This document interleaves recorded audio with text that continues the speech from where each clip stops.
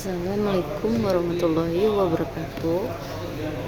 Perkenalkan, nama saya Ria Rizky Dumianti dengan NIM 2031431576. Saya di sini ingin membahas tentang pengantar rangkaian listrik. Nah, di sini pengantar rangkaian listrik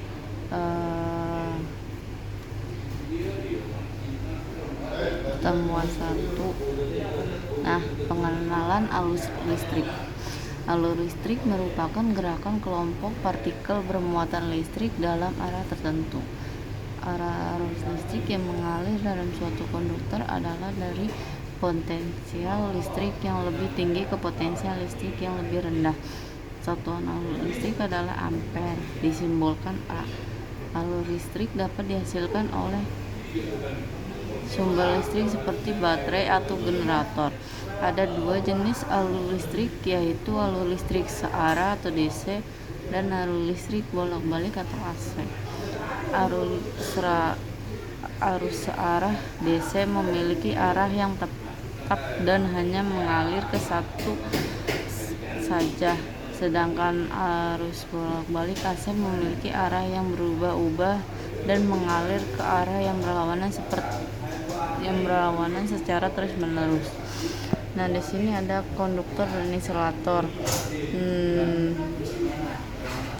Konduktor atau pengantar listrik adalah suatu material yang mudah mengantarkan alur listrik. Konduktor memiliki inti atom dengan elektron yang terkait secara lemah dan dapat bergerak secara bebas. Pengantar listrik terjadi ketika material yang bermuatan positif dihubungkan dengan pengantar listrik.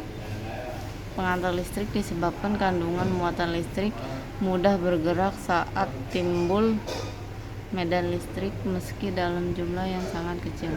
Medan listrik pada pengantar bernilai 0 selama tidak teralir listrik, contohnya seperti tembaga, perak, ataupun aluminium. Sedangkan insulator adalah jenis bahan yang tidak mampu menyalurkan panas dan juga tidak mampu dialiri listrik.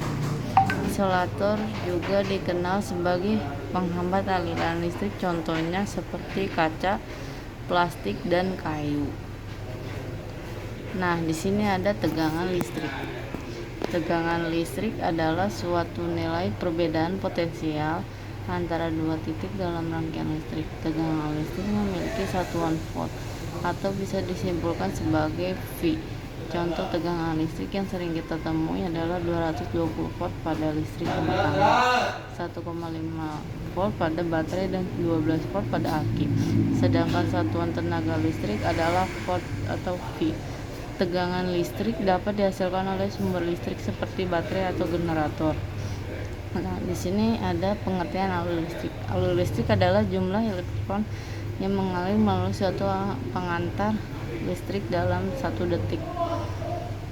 Nah, di sini tadi kan udah dijelaskan satuan alur listrik adalah ampere. Alur listrik dapat dihasilkan oleh sumber listrik seperti baterai atau generator.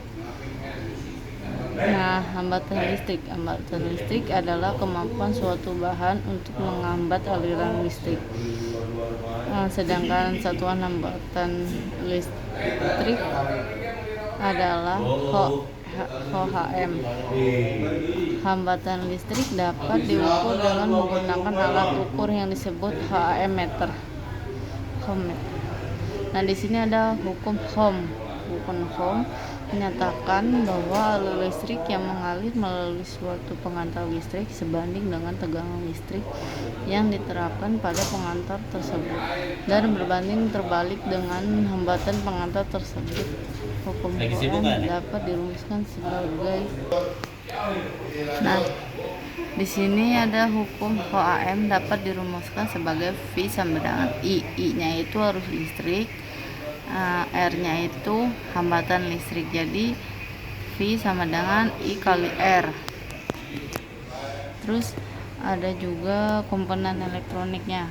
Ada beberapa komponen elektronik yang digunakan dalam rangkaian listrik seperti resistor, kapasitor, dan indikator. Setiap komponen memiliki fungsi yang berbeda dalam rangkaian listrik. Nah, resistor digunakan untuk mengatur alur listrik dalam rangkaian, sedangkan kapasitor digunakan untuk menyimpan muatan listrik. Nah, adapun indikatornya digunakan untuk menyimpan energi magnetik. Terus di sini ada rangkaian dasar listrik. Ada beberapa rangkaian dasar listrik seperti rangkaian seri, rangkaian paralel, dan rangkaian campuran. Nah, di sini setiap jenis rangkaian memiliki karakteristik yang berbeda dan dapat digunakan untuk tujuan yang berbeda. Rangkaian seri adalah rangkaian listrik di mana komponen-komponen disusun secara berurutan, sedangkan rangkaian paralel adalah rangkaian listrik di mana komponen-komponen disusun secara paralel. Terus di sini ada rangkaian seri. Nah, kan tadi udah dijelaskan ya kan, rangkaian seri itu adalah rangkaian listrik di mana komponen-komponen disusun secara berurutan. Alur listrik yang mengalir melalui setiap komponen sama, sedangkan tegangan listrik terbagi di antara komponen-komponen. Total tegangan listrik dalam rangkaian listrik adalah jumlah tegangan listrik pada setiap komponen. Terus di sini ada rangkaian paralel, tadi juga udah dijelaskan pengertian paralel itu. Pengertian paralel rangkaian listrik di mana komponen-komponen disusun secara paralel.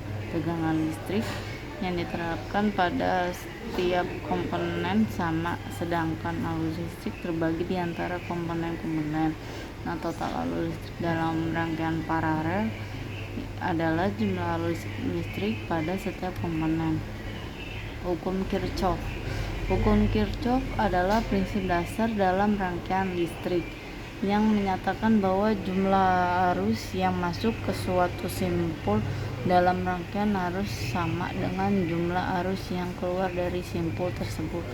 Hukum Kirchhoff juga menyatakan bahwa jumlah tegangan listrik dalam suatu loop dalam rangkaian harus sama dengan tegangan listrik yang diterapkan pada loop tersebut.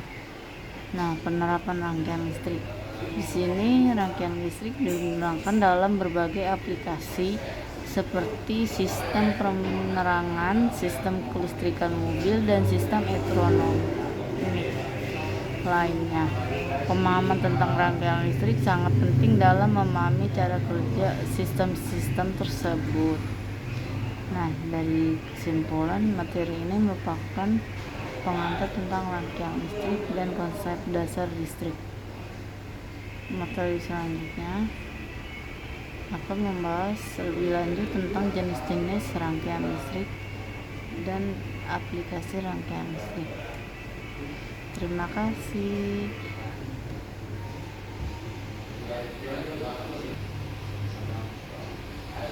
Nah, itu dia tentang materi pengantar listrik. Nah, penjelasannya sudah saya jelaskan. Sekian dan terima kasih. Wassalamualaikum warahmatullahi wabarakatuh.